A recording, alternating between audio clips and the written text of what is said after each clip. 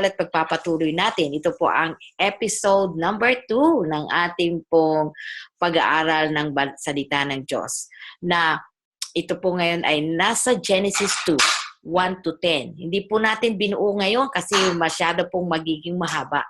Dahil may marami ilang punto po na dapat madiin sa mga bersikulo po na ating tatalakayin ngayon. Pero bago po tayo magpatuloy ng lubusan, ay tayo po ay yumuko sa isang panalangin. Makapangyarihan po namin, Panginoon, sa mga oras pong ito, lumalapit po kami sa inyong dakilang harapan. Tulungan mo po kami sa aming pag-aaral ngayon, kasihan kami ng inyong banal na Espiritu sa matamis sa pangalan ng aming Panginoong Yesus. Amen. Nung nakaraang episode po, yung unang episode, may munti lamang po sana akong bibigyang pagtutuwid. Kasi ang nailagay ko po ron ay ang ibig sabihin ng bawat letra ng Bible, yung B-I-B-L-E, ay basic information before leaving earth. Yung po pala ay mas eksakto sa basic instructions before leaving earth. Ang Biblia po ay binigay sa atin ng Panginoon upang magbigay sa atin po ng mga pangunahing tagubilin. Yan, mga tagubilin po sa atin. Kung anong mga paghanda ang gagawin natin bago po natin iwanan ang mundong ito at tayo po'y tumungo dun sa langit na bayan. Sana po ay pagpatawad nyo yung aking pagkakamaling iyon nung episode number 1. Ngayon po tumunga tayo sa episode number 2. Genesis 2, 1 to 10 ng ang buhay na salita ng Diyos. Ngayon po ay basahin natin ang Genesis 2 verses 1 and 2. Ang sabi po, at nayari ang langit at ang lupa at ang lahat na natatanaw sa mga iyon. At nang ikapitong araw ay nayari ng Diyos ang kanyang gawang ginawa at nagpahinga ng ikapitong araw sa madlang gawa niyang ginawa. So sa loob ng 6 na araw ay kumpleto na po ang buong mundo. Mula sa liwanag, hangin, tubig, ang himpapawid, ang mga halamanan ng lupa, ang mga isla, ang mga araw, buwan, bituin, mga ibon, mga isda, at ano pa po, mga umuusad na hayop at ang tao. Nagyari na. Subalit, may idinagdag pong ikapitong araw ang Panginoon. At ang sabi po ay, sa ikapitong araw ay kanyang ipinahinga. Ito po hindi na ngulugan ang Diyos ay napagod ng gusto. Subalit, ang akin pong nakikita doon ay ibig niyang bigyan tayo ng isang napakagandang halimbawa na sa loob ng 1 linggo ay maglagay tayo ng isang araw ng kapahinga natin. Pero ang Panginoon ay nagtakda na kung saan doon tayo mamamahinga. Nagtakda siya ng araw ng kapahingaan na doon tayo mamamahinga, doon tayo makikipagtagpo sa Kanya, doon tayo sasamba sa Kanya. At ang sabi nga po ay ang ikapito. Sundan po natin ang versikulo 3 at 4. Anong ginawa niya sa ikapitong araw at binasbasan ng Diyos ang ikapitong araw at kanyang ipinangilin sapagkat siyang ipinagpahinga ng Diyos sa madlang gawang kanyang nilikha at ginawa. Ito ang pinangyarihan ng langit at ng lupa nang likhain noong araw na gawin ng Panginoong Diyos ang lupa at langit. 3 halagang bagay po ang ginawa o inilagay ng Diyos sa araw na ikapito. Una, kanya itong binasbasan, kanya itong ipinangilin o sa salitang Ingles po ay sanctified. So, ang eksaktong pagsasalin po ay kanya itong pinabanal or kanyang isinet aside na kanyang pinabanal at ipinagpahinga. So, God rested on the 7th day, He blessed it, and He sanctified it. Ano ang malalim na kahulugan po ng mga bagay na ito? Mga kapatid, ba't alam po ba nyo, sa huling panahon ito, magiging issue ang bagay pong ito tungkol sa pangingilin sa araw ng ikapito. Ano po? At kung tutusin po, ay may itinala ang Panginoon na binigay po sa atin sa Ezekiel na sinasabi itong ang ikapitong araw na ito po ang ibang tawag ay the Sabbath day, ay meron po itong mahalagang tungkulin. Ano pong nakalagay sa Ezekiel 20:12? Bukod dito, ibinigay ko rin naman sa kanila ang aking mga Sabat. So, ang Panginoon po ang nagbigay. Ang Panginoon po ang naghandog sa atin ng araw ng Sabat. Para daw po upang maging tanda sa akin at sa kanila, sa Diyos at sa atin, upang kanilang makilala na ako ang Panginoon na nagpapaging banal sa kanila. Aba, mga kapatid, mga minamahal, ang araw ng Sabat o ang ikapitong araw ay ito pala'y tanda sa pagitan natin ng Diyos at ng tao upang makilala na nating mga tao na siya ang ating Panginoon na nagpapaging banal sa atin.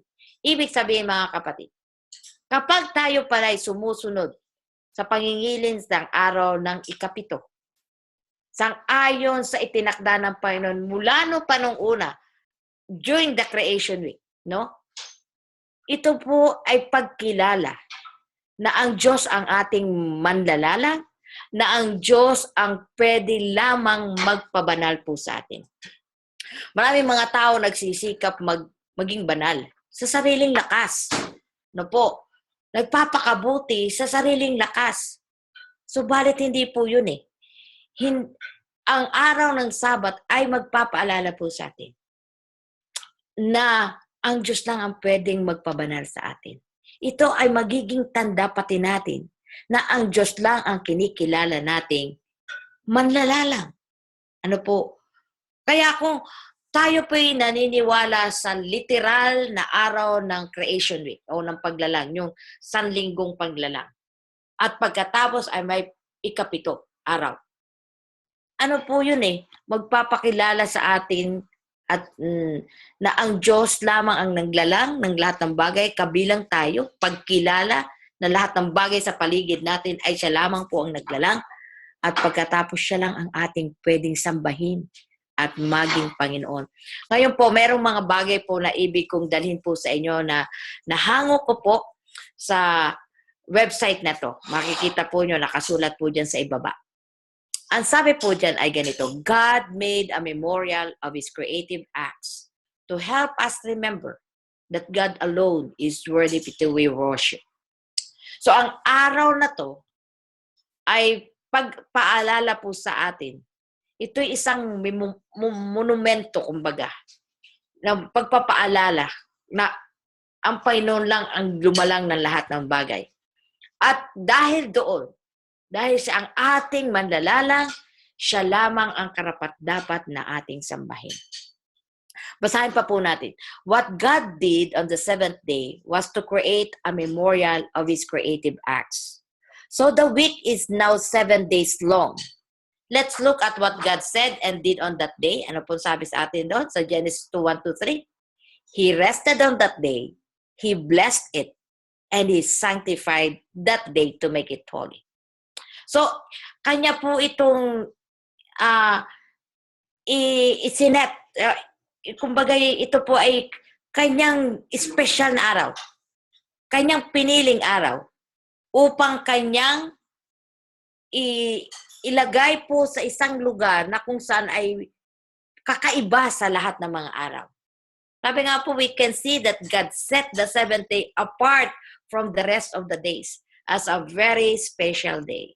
Marami pong tao sa mga panahong ito nagsasabing, kahit anong araw naman ay pwede tayong sumamba sa Panginoon. Naniniwala po ako dyan. Totoo po yun. Wala pong pagtatalo ako dun. Pero ang dapat din po nating unawain, ang Diyos po ay may itinakdang araw na pakikipagtipan sa atin. Ano po? So, halimbawa po, tayo nakikipagtipan sa ating mahal sa buhay, sa ating asawa. Nagkaroon tayo ng kasunduan. O, magkikita tayo halimbawa at may date kayo ng iyong mahal, ng iyong boyfriend o girlfriend. Ano po? Ang sabi, magkikita tayo sa araw ng Martes sa ganitong petsa, sa lugar na ito. Ay, dumating po kayo dun ay Miyerkules. Magkikita po ba kayo? Ay di hindi po, ano? Ganon din po sa Panginoon. Nakikipagtipan po siya sa atin. Malinaw na ang pakikipagtipan niya ay 7 araw ay tayo po naman ay hindi pupunta sa araw na yun sa ating tipanan. Ano po? Kaya alalahanin po natin, ang pagpapala pati ay nandun sa 7 araw, mga kapatid. Di po ba doon sa sa panahon ng mga Israelita, ang sabi sa kanila, kayo'y kukuha ng pagkain, mamumulot kayo ng mana. Sa loob ng 6 na araw, ay kayo'y mamumulot ng mana.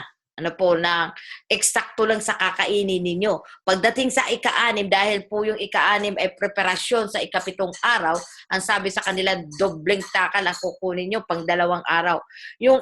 At hindi yun nabubulok. Mantala yung ibang araw, kapag kumuha sila ng sobra sa kailangan lang nila, hindi na nila magamit sa susunod na araw kasi bulok na. Sangayon po doon sa Exodus na tala. Ano po? Pero pagdating ng 7, wala kang makukuha na anumang pong mga ibinagsak doon.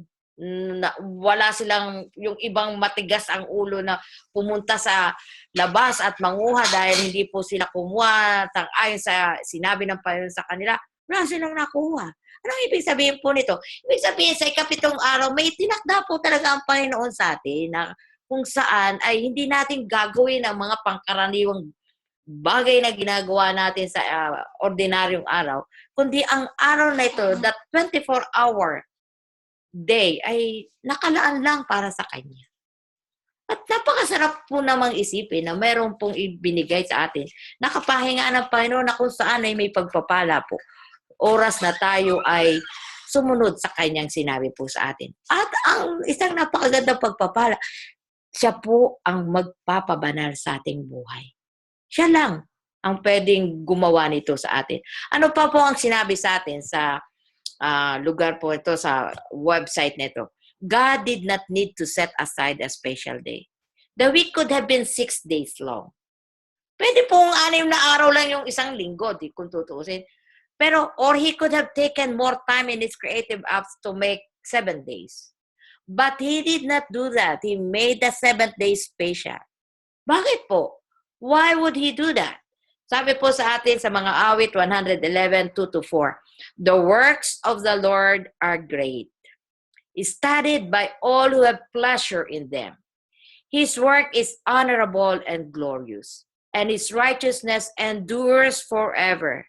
He has made His wonderful works to be remembered. The Lord is gracious and full of compassion. Ibig po pala ng Panginoon na ating alalahanin ang Kanyang mga dakilang mga ginawa.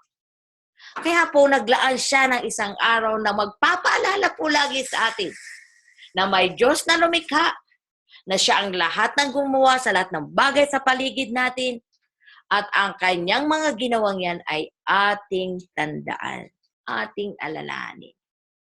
God made His works to be remembered. His creative acts are to be studied, and the Lord is gracious and full of compassion.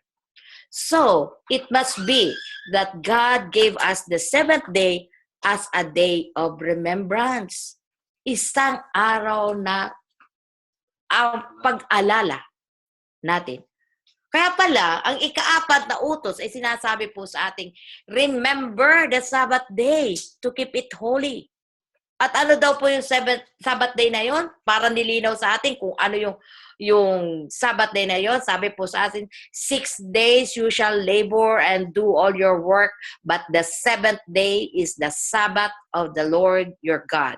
In it you shall do no work. You, nor your son, nor your daughter, nor your male servant, nor your female servant, nor your cattle, nor your stranger who is within your gates. For in 6 days, the Lord made the heavens and the earth, the sea and all that is in them, and rested the 7th day. So malinaw po na yung sinasabi ng Panginoon, the Sabbath day, na alalahanin natin at ingatan nating banal. Anong sabi po? It is the 7th day. Therefore, the Lord blessed the Sabbath day and hallowed it. So, ini-interchange po yung Sabbath day ay yung 7th day. Paano naging malinaw? Sabi po, 6 days na ang Panginoon po ay gumawa ng lahat ng mga bagay. Ganon din naman po, ang sabi niya sa atin sa utos na ito na pang-4, sa 6 na araw din, kagaya ng Panginoon, tayo tatrabaho. Ano po? At yung ikapito ay Sabat ng Panginoon. At Sabat din po para sa atin. Alam natin po natin, sabi din ng Panginoon, mismo ang Panginoong Jesus ay nagsabi sa bagong tipan, na ang Sabat ay ibinigay ng Diyos sa tao. The Sabbath ay ginawa pala. The Sabbath is made for man and not man for the Sabbath. Ibig sabihin, ibinigay po ng Panginoon ito sa atin. Hindi natin ito pwedeng baguhin kasi siya mismo ang nagbigay. At pagkatapos, hindi ang tao ang para magtakda ng kanyang sariling Sabbath. Ano po? Alam po nyo, ito'y napakalaking bagay, isang malalim na kaisipang dapat natin pong paglimilimihan. Dahil sa mga huling panahong ito ay isa sa pangunahing issue po na lalabas. Sino ba yung susundin natin? Ang Diyos na nagsabing sa ikapitong araw na yun ang Sabat ko, doon ka mangingilin.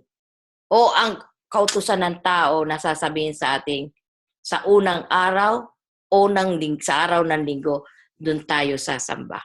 Ito po'y magiging issue sa panahong ito ng kawakasan. Sa panahong ito na malapit na po ang pagdating ng Panginoon. Ngayon pa lang, atin na po itong ipanalangin. At atin pong hingin sa Panginoon na sana po'y matuto tayong sumunod ng lubusan sa anumang bagay na gusto niyang gawin po natin. Ngayon po pa lang ay matuto na tayong magpasakop ng lubusan sa ating Panginoon. Ang sabi nga po sa atin dito, the Sabbath commandment is the only one that starts with the word remember. We are to remember and know who it is that made us. Sa mga susunod pa po natin pag-aaral, atin pa po itong muling mauulit at mauulit. Ang tungkol po sa ikapitong araw na to, itungkol sa Sabat na to. Ngayon pa lang tayo po ay nagpapasimula pa lang sa ating pag-aaral. Ito yung 2nd episode pa lang. So balit ito po ay pagtatakda sa atin ng mga basic concept na Panginoon na itinakda. Na itinakda po niya sa atin. Okay? Ngayon po, susundan na po natin. Ang kasunod po ay ang Genesis 2, 5 and 6. Ang sabi po sa atin, at wala pa sa lupang kahoy sa parat. At wala pang anuang pananim na tumutubo sa parat. Sapagkat hindi pa pinauulanan ng Panginoong Diyos ang lupa. At wala pang taong magbukid ng lupa. Ngunit may isang ulap na napaitaas sa buwat sa itaas, dinilig ang buong ibabaw ng lupa. Mas maganda po kasi ang pagkasabi natin nito sa English. At basahin ko po sa inyo sa wikang English. Genesis 2, 5 and 6. Genesis 2, 5 and 6. Ang sabi po sa atin ay ganito. And every plant of the field before it was in the earth, and every herb of the field before it grew, for the Lord God had not caused it to rain upon the earth, and there was not a man to till the ground. But there went up a mist from the earth, and watered the whole face of the ground. Nung po pala talagang malinaw na nakatala sa Genesis na hindi nagpapaulan ang Panginoon. Ito po ang tala na walang ulan na nagdidilig sa mga halaman. Ang nagdidilig po sa mga halaman ay hamog, mist na po. So, syempre po, yung mga taong mga naunang inilalang po ng Panginoon bago magbaha, bago magkaroon ng tinatawag na dilubyo, wala po silang nakikitang ulan. Kaya siguro mahirap paliwanaan na magkakaroon ng baha. Di po ba? But anyway, pag-aaralan po natin yan sa susunod na kapitulo sa chapter 3 or chapter 4. Alin man po doon. So makikita po natin doon ang mga bagay-bagay ukol dyan.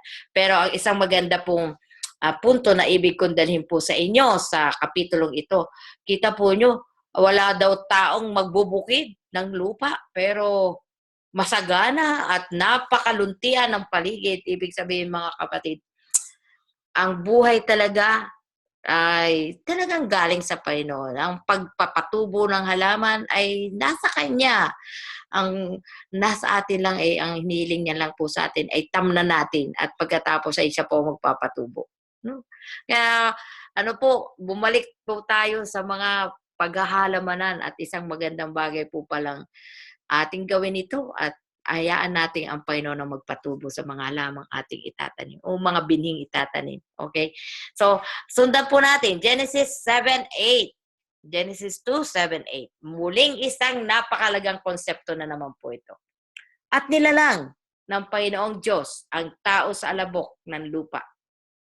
At hiningahan ang kanyang mga butas ng ilong ng hininga ng buhay. At ang tao ay naging kaluluwang may buhay. At naglagay ang Panginoong Diyos ng isang halamanan sa Eden sa dakong silanganan at inilagay niya roon ang taong kanyang nilalang. Siguro po medyo kayo malilito. Bakit bumalik na naman tayo dito sa paglalalang na to? Eh, nakapitong araw na nga at nagpahinga na. Ito po ay ako po ay naniniwala na idinidiin lang at binibigay sa atin ang detalye. Alalahanin po niya, pinag-aralan natin nung unang episode na ang Biblia noon ay hindi nahahati sa chapters, hindi nahahati sa verses, ni wala ngang space bawat salita, ano po. But anyway, muli itong inulit ni Moses sa kanyang pagsulat. Kasi doon sa nauna, sa chapter 1, ay hindi detalye kung paano ginawa ng Diyos. Basta ang sabi doon ay, let us make man after our image, in our image. Di ba? Tayo gumawa ng tao ayon sa ating larawan. Ngayon dito po dinetalye.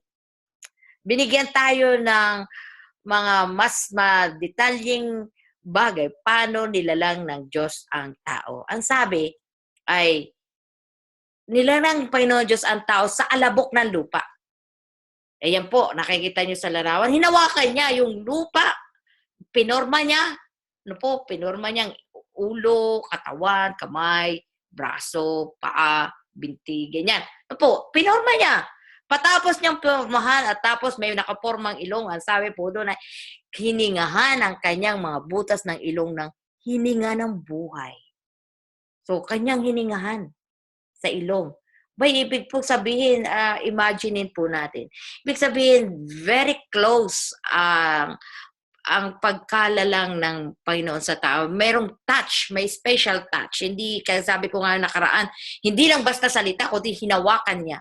At hindi lang basta hinawahan. Isipin nyo na lang, pag hiningahan ka sa ilong, talagang malapit na malapit ang mukha nyo sa isa't isa, di po ba? So, ibig sabihin, mga kapatid, ang Panginoon ay ganun na lang tayo kamahal. Binigyan niya tayo ng special touch nung tayo po'y lalangin. At pagkatapos, hiningahan pa po tayo sa ating ilong, no, ang tao. At naglagay ang Panginoon ng Diyos ng isang halamanan sa Eden sa dakong silanganan at inilagay niya roon ang taong kanyang nilalang. Pagkatapos niya nalangin, nilagay niya ito sa isang magandang tahanan na nandun lahat ang kanyang pangangailangan. Pero may ibig lang po akong isang bagay na gustong idiin muli ngayon sa ating pag-aaral. Nung gawin ng tao, para siya maging buhay na tao o maging kaluluwang may buhay. Ang sabi, ang tao ay ginawa sa alabok ng lupa at pagkatapos ay hininga ng buhay at ang tao ay naging kaluluwang may buhay. May mathematical equation po akong ibibigay sa inyo. Ibig sabihin, ang kaluluwang may buhay ay binubuo ng alabok ng lupa plus hininga ng buhay equals kaluluwang may buhay. Napansin po nyo? So, dust of the ground or the soil plus the breath of life equals living soul. Buhay. Buhay na tao. Buhay na kaluluwa. Paano kapag ang tao ay patay? Ito naman ang equation. Yung kaluluwang may buhay, minus hininga ng buhay equals alabok ng lupa. Ganun lang po kasimple ang komposisyon ng tao. Alabok ng lupa plus hininga ng buhay, kaluluwang may buhay. Di buhay ang tao. Kapag ang tao ay namatay, siya ay kaluluwang may buhay, minus hininga ng buhay, ano nga, itira? Alabok ng lupa. Bakit po isang konseptong utli ito ay dapat nating unawain, mga kapatid? Alam po niya kasi, mahal na mahal talaga tayo ng Panginoon. Kaya ayaw po niya tayong malilito. Dahil ang Panginoon po ay is a God of wisdom, ng kaalaman. Ayaw po niya ng confusion, ayaw niya ng kalituan. Nililinaw po sa ating mabuti ang bagay nito. Kasi marami pong tao ngayon may kakaibang pananiwala tungkol sa kalagayan ng isang patay. Ano po? Okay. Kaya, so titingnan po natin. Kapag pala ang tao ay namatay na, ang tanong, nasaan ang hininga ng buhay? Anong mangyayari dito? Ano po? Kasi ang sabi sa pagkagawa sa tao alabok ng lupa plus hininga ng buhay equals kaluluwang may buhay.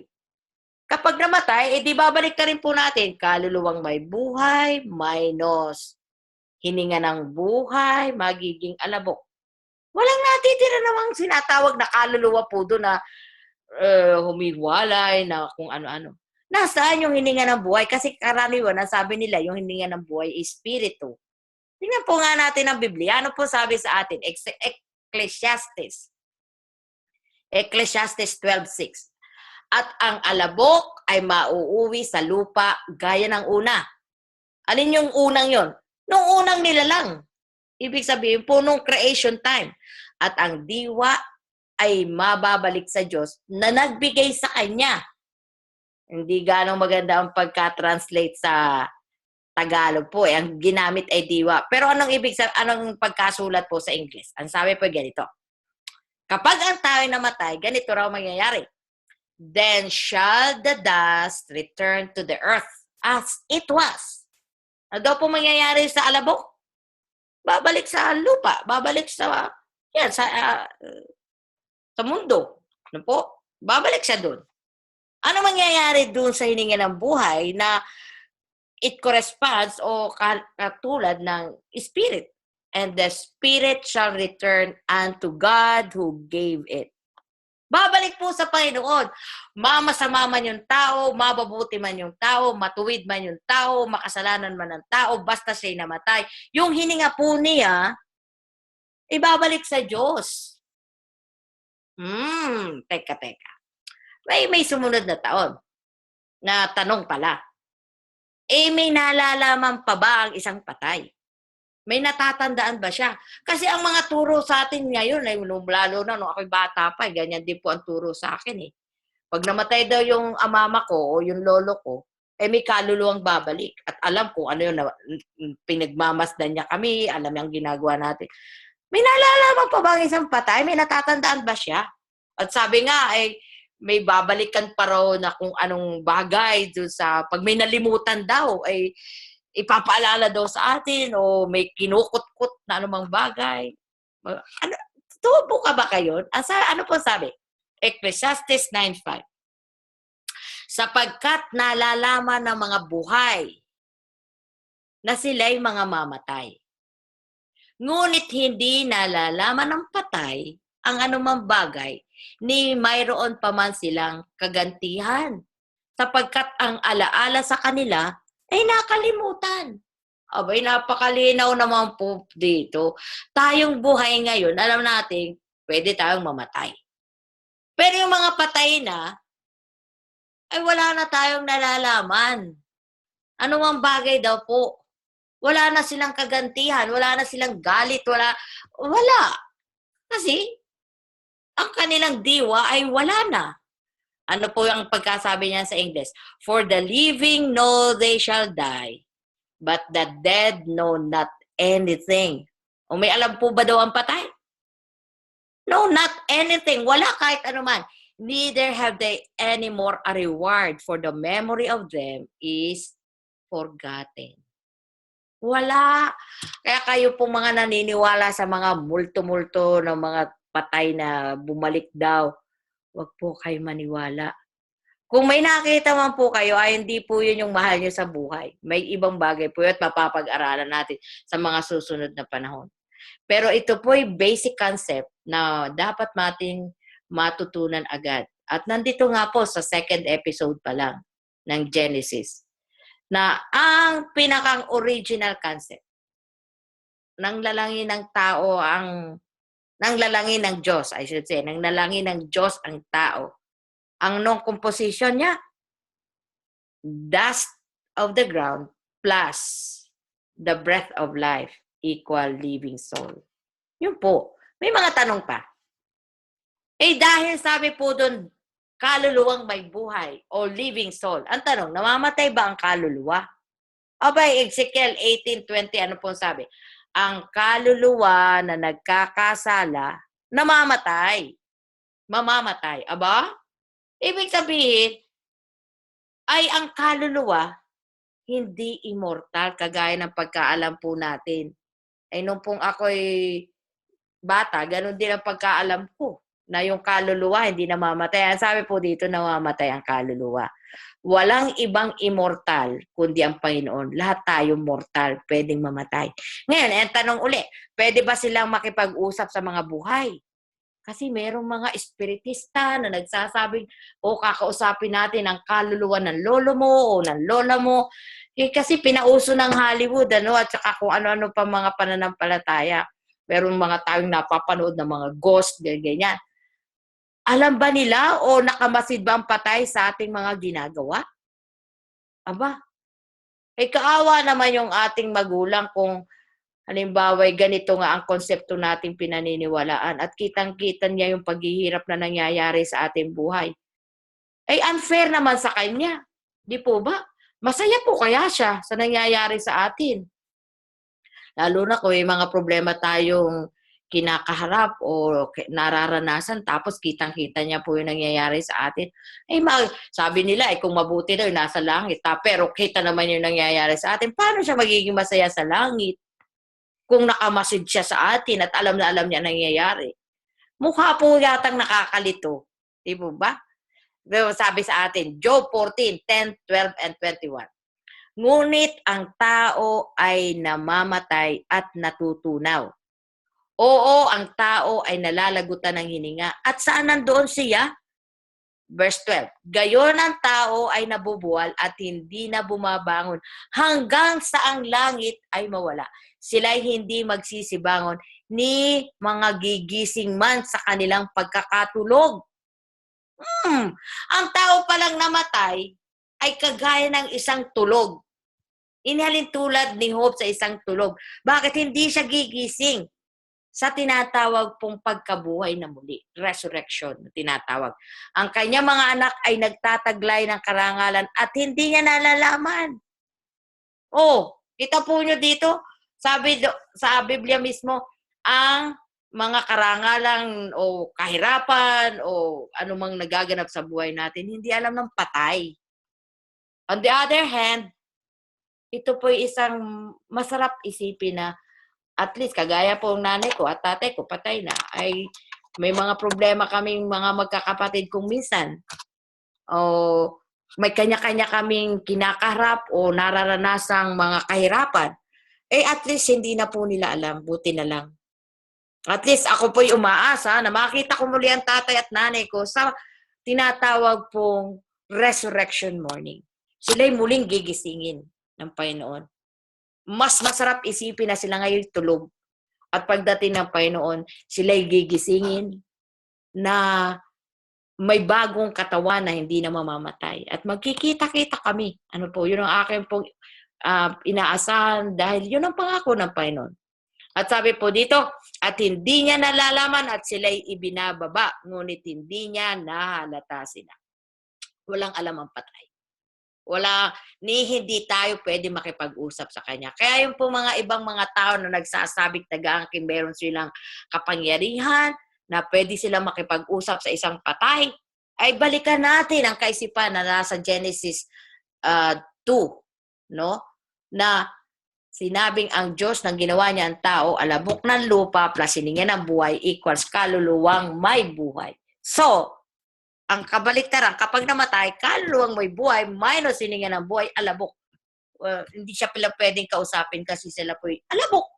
Wala na po silang alam. Sila'y tulog. Sila'y kagaya ng isang tulog na tao. So, ang Panginoong Hesukristo, nilinaw din po ito sa kanyang mga alagad. Anong sabi po dito? Ano ang kalintulad ng isang patay? Saan ito maaaring iambing? At ito'y kasaysayan po nung panahon ng ating Hesukristo ay nandirito at si Lazaro po na kanyang kaibigan ay namatay. Ano po ang sabi niya? Sa Juan 11:11 hanggang 14, tungkol sa kasaysayang ito. Ang mga bagay na ito'y sinalita niya. Sino po yung niya? Yung po ay si Jesus o ang ating Panginoong Hesukristo. At pagkatapos nito'y sinabi niya sa kanila. Sinabi ni Jesus sa kanyang mga alagad. Si Lazaro na ating kaibigan ay natutulog. Ngunit ako'y paroroon upang gisingin ko siya sa pagkakatulog. Sinabi nga ng mga alagad sa kanya, Panginoon, kung siya natutulog, ay siya gagaling. Sinalita nga ni Jesus ang tungkol sa kanyang pagkamatay. Datapwat sinapantahan nila na ang sinalita ay ang karaniwang pagtulog. So iniisip ng mga alagad po ay, siguro nga natutulog lang at gagaling. Nang magkagayon nga ay sinabi sa kanila ni Jesus ng malinaw, si Lazaro ay patay. So sa Panginoon po ay ang isang patay na tao ay kagaya lang ng pagtulog. Bakit sinabi ng Panginoon ito sa kanila? Kasi po, iniisip na ng Panginoon na magbibigay po siya ng isang halimbawa ng pagkabuhay na mag-uli. Di po ba nangyari sa naggawa po siya ng milagro, di po ba? Tinawag niya ang pangalan ni Lazaro at sabi niya po mula doon sa libingan at sabi niya, Lazaro, bumangon ka o mabuhay ka. Eh ano pong nangyari kay Lazaro? Nabuhay na muli. Kasi yun ang mangyayari po sa huling panahon. Oras na dumating po muli ang Panginoon sa pangalawa, lahat na namatay kay Kristo at natulog sa kamatayan, nakasama po ang pananampalataya sa ating Panginoon, tiyak na tiyak po ang katiyakang ibibigay ng Panginoon, ang pag-asang ibinibigay po sa atin. Pagdating po niya, sasabihin po niya sa mga patay na yoon na namatay na may pananampalataya, come forth! Naku, napakasarap pong isipin. Kasama doon ng tatay ko o nanay ko o mga kapatid ko, muli kaming magkikita-kita. Ay kung paniniwalaan natin ang isang patay ay nandun na sa langit at o kaya nasa impyerno, huwag naman po sana, bakit pa kailangan magkaroon ng resurrection? Abay, mukha po yatang mali. Magkakagulo-gulo po ang mismong turo ng ating Biblia, ng ating Panginoon, na ito'y buhay na salita ng Diyos. Hindi ito pwedeng mabago-bago. Hindi ito pwedeng magkontrahan. Merong tinataguri ang resurrection morning. At ang unang babangon sa pagkatulog sa kamatayan ay yung mga namatay kay Kristo. Yung namatay na may pananampalataya po sa ating Panginoon. At doon po ay yun ang tinatawag nating resurrection morning. Ay unfair naman na mangyayaring parang nakagugulo na isiping yung nasa langit na ibababa pa para buhayin. Pwede po ba yun? Mukha po yata. At yung nasa impyerno na aahon muli at babangon sa libingan at siya ay bubuhayin muli, ay medyo po yata malito. Nakakalito po yun. Okay? So, ang patay, walang alam. Yun ang malinaw. Ang patay, walang alam, para siyang tulog at pagkatapos siya ay mayroong umaga ng pagkabuhay na mag-uli. Ngayon, may isa pa po dito. Ang tanong, saan po ba galing ang doktrinang ito na buhay sa kabilang, yung tinatawag na life after death, buhay sa kabila ng kamatayan? Saan po ba ito nang galing? Ito po yung nakita ko at napakaganda pong i-share at napakarami pa pong mga tinatawag na mga pag-aaral ukol dito na magbibigay po ng suporta sa katotohanan na natala sa Biblia. Ito po ay sa website nito. At kopyahin niyo po kung ibig niyo pong matungnan ang kabuuan po ng sulat na yan. Subalit hinahamon ko po kayo na hindi naman hamon, kundi akin po kayong inaanyayahan na magsaliksik ng lubusan tungkol po dito, mga kapatid. Sabi po dito, the doctrine according to which the souls of the dead separate from the body at death and carry on living in heaven or hell because the soul is supposedly immortal is not a Christian innovation.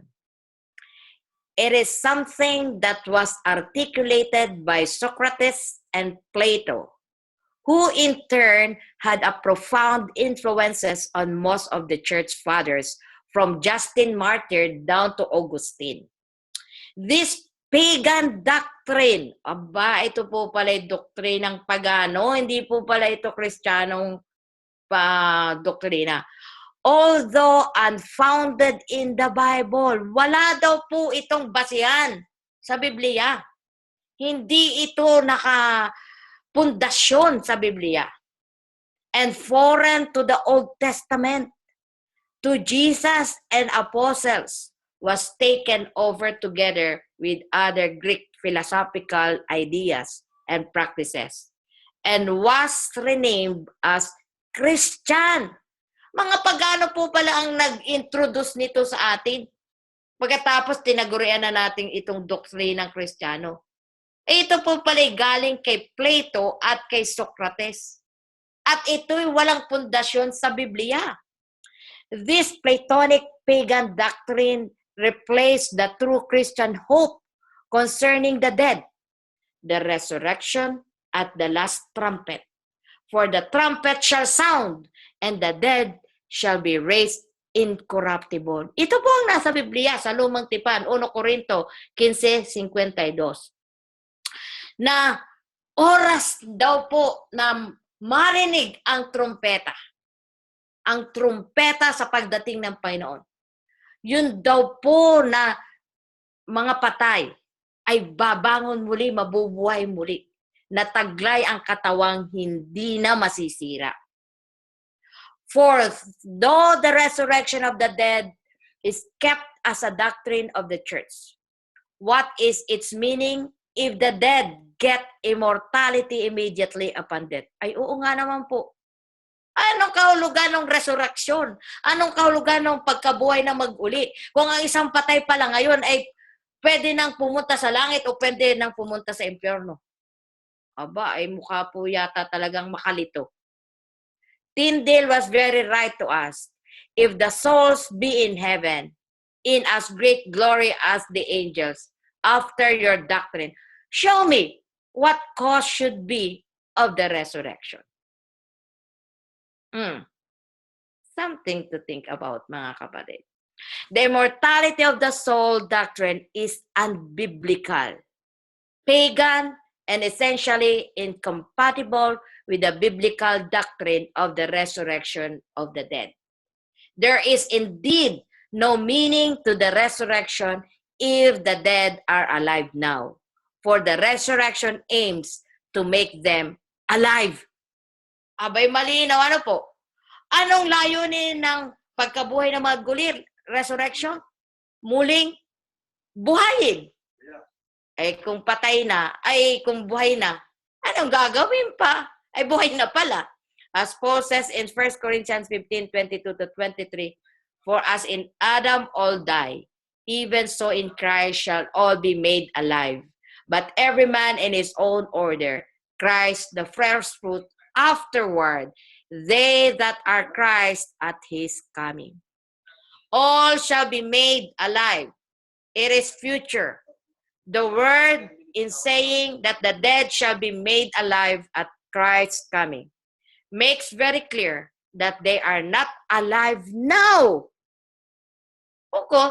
So, ikita po nyo, ibig sabihin, malinaw na kaya magkakaroon ng pagkabuhay na muli dahil nga yung patay ay hindi buhay.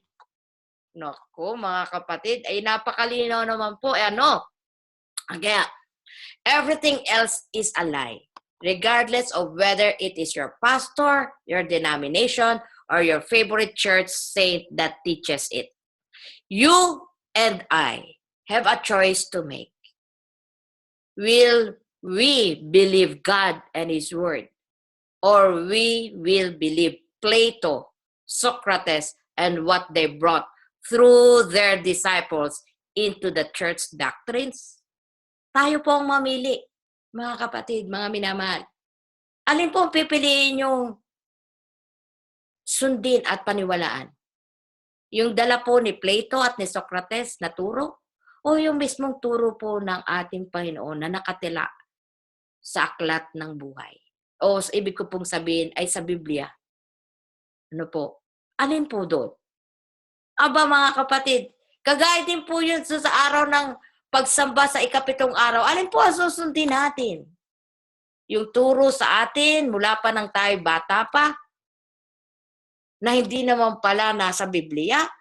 O yung pong turo ng Panginoon na sinasaad sa kanyang mga salita na nasa Biblia po? You and I have a choice to make. Kaya ang sabi po natin, ipagpatuloy dito, making the right choice may mean standing out against popular opinion. And believing in the immortality of the soul is the popular, established in church opinion. And bearing the respective cost. But do we care for this or we care for the truth? Do we care about what men say about us or about what God says about us? Keeping both the word and our traditions is in this case no possible. Mga kapatid, di natin pwedeng parehong paniwalaan ang tradisyon at ang salita ng Diyos ng sabayan. Kailangan pong mamili tayo sa dalawa. One of the two will have to go. And I pray you make the right decision which one it will be. Mga kapatid, dalawang konsepto po na napakahalaga na natala sa Genesis 2. Konsepto tungkol sa ikapitong araw na yun ang inilagay ng Panginoon na araw na tayo po ay sasamba at makikipagtipan sa Kanya. At ang konsepto po na ang isang patay ay hindi nakakaalam ng kahit ano, kundi siya po'y kagaya ng isang tulog na walang kaalam-alam, na mayroong pagkabuhay na muli pagdating ng Panginoon. Ang ibig ko pong dalhin sa inyo mga kapatid ay ganito. Ngayon pa lang sa ikalawang episode ng ating pag-aaral, saan po ba nakapundasyon ang ating pananampalataya? Sa sinabi ng tao o sa sinabi ng buhay na salita ng Diyos? Kaya manawari po, panalangin ko po sa bawat isa sa atin, lahat tayo manindigan na ang piliin natin ay kung ano ang salita ng Diyos na magbibigay buhay sa ating lahat. Magandang gabi po sa inyong lahat. At sana po sa susunod na episode ay sundan nyo muli ang ating pong pag-aaral. Ang kalahati po ng Genesis 2 naman ang ating tatalakayin. Kaya po, sa muling pagkikita po natin, marami pong salamat. Tayo po'y manalangin. Marami pong salamat, Panginoon, sa napakagandang pag-aaral na binigay niyo po sa amin sa gabing ito. Nawa po, Panginoon, tulungan kami na magkaroon ng pagpapasya. Sa inyo po ba kami susunod o sa tao? Kaya manawari, Panginoon, tulungan kami na makapagpasya kami para sa inyo. Maraming pong salamat sa pagdigsahan panalangin sa matamis pangalan